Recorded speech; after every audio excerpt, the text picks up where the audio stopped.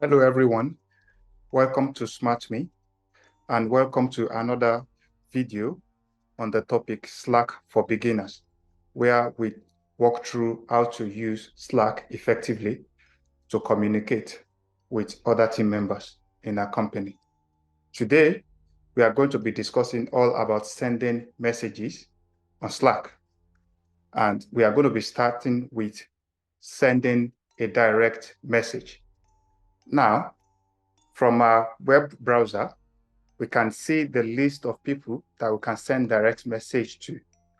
Now, the list of who we are seeing on the left side or under the direct message menu is a list of people that we have already sent message to at one point or the other.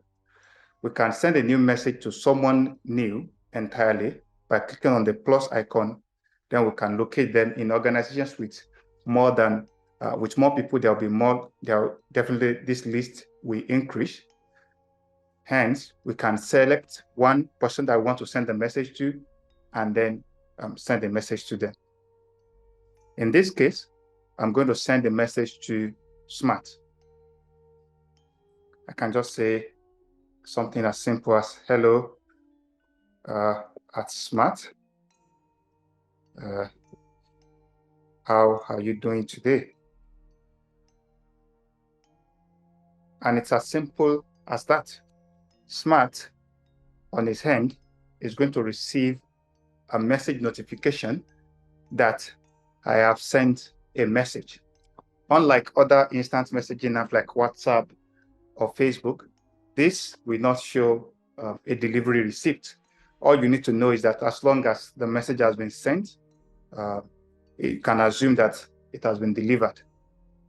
The next thing is that after we've sent a message, we can also edit it, our message, and we can do that by coming to this more action on the message that we just sent. And I can edit this. I can say how things going on your end. Right. Let's say that I accidentally sent the wrong message. Blah, blah, blah. I can delete the message and it will be deleted for everyone. So I can just come to the action, click on the more actions menu there, and then click on delete. And yes, that's it. It's gone. Let's assume that I want to maintain the context of a single message, right? I'm asking about two things, right? How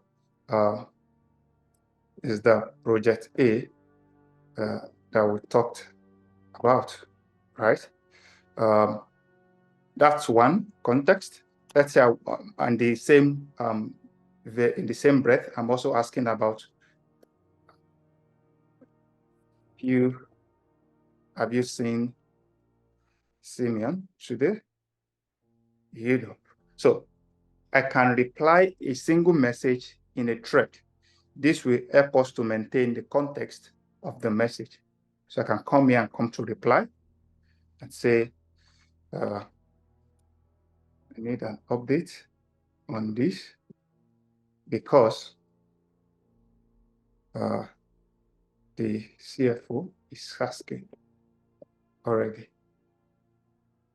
Another thing that you can see I'm doing here is adding an emoji to a message. So I can, after typing the message, I can add an emoji to it. So that's how to reply a thread in the message. If I close this, I will come back to the main message panel here. You can see that it shows that this message has a single thread, and that is what we call a thread in Slack.